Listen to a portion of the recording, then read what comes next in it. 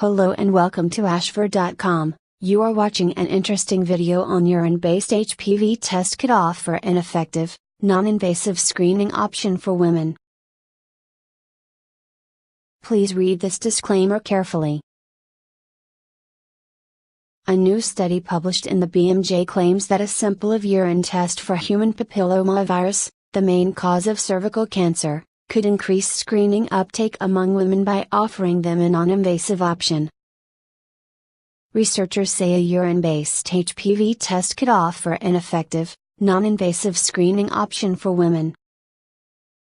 The most common screening method for human papillomavirus, HPV, is a pap test, also known as a smear test.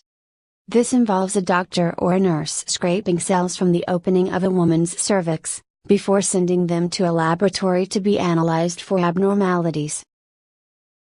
The American Cancer Society claimed that between 1955 and 1992, death rates from cervical cancer fell by almost 70% due to increased pap testing.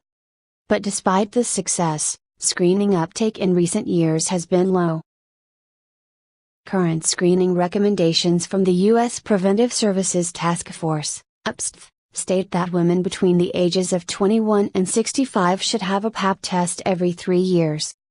However, figures show the percentage of women following these recommendations stands at 83%, well below the target of 93%. In the UK, cervical screening rates have fallen below 80%. According to the researchers of this latest study, including Dr. Naya Bathak of the Women's Health Research Unit at the Blizzard Institute of Barts and the London School of Medicine and Dentistry in the UK, past studies have indicated that an alternative to pap testing could be to test urine for signs of HPV. But they note the accuracy of such testing has been unclear. Urine HPV testing should be an acceptable screening alternative. With this in mind, Dr. Pathak and colleagues set out to compare the accuracy of urine HPV testing against the collection of cervical samples. To do this, they analyzed the results of 14 studies that looked at both forms of testing, involving a total of 1,443 women who were sexually active. To do this, they analyzed the results of 14 studies that looked at both forms of testing, involving a total of 1,443 women who were sexually active. They found that on average, the sensitivity of urine HPV testing, the proportion of positive results correctly identified, was 87%, while specificity, the proportion of negative results correctly identified, stood at 94%, compared with collection of cervical samples. When using urine HPV testing to identify HPV types 16 and 18, the primary causes of cervical cancer, sensitivity was 73% and specificity was 98%. The team notes that accuracy of the urine HPV test increased when the first urine sample of the day, referred to as the first void, was used. Commenting on their findings, the researchers say, "Our review demonstrates the accuracy of detection of HPV in urine for the presence of cervical HPV. When cervical testing for HPV is sought, urine-based testing should be an acceptable alternative to increase coverage for subgroups that are hard to reach." Further studies warranted. They note, however, that their results should be interpreted with caution because of the variation found between individual studies, which could lead to overestimation or underestimation of results.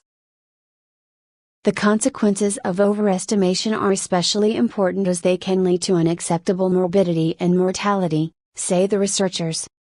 False negative results would lead to missing cases of precancerous or cancerous lesions, and false positive results would lead to overinvestigation and anxiety.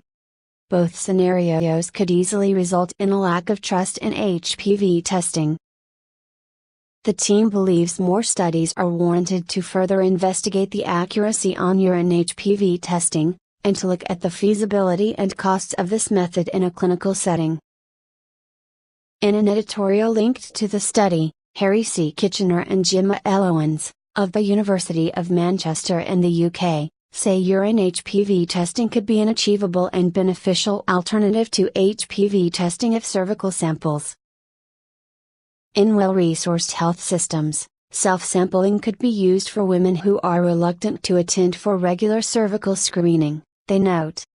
In lower-income countries that lack infrastructure, self-sampling might even be beneficial and cost-effective for all women who are eligible for screening. More research is now required to identify the true clinical performance and acceptability of urine testing for HPV in both settings. References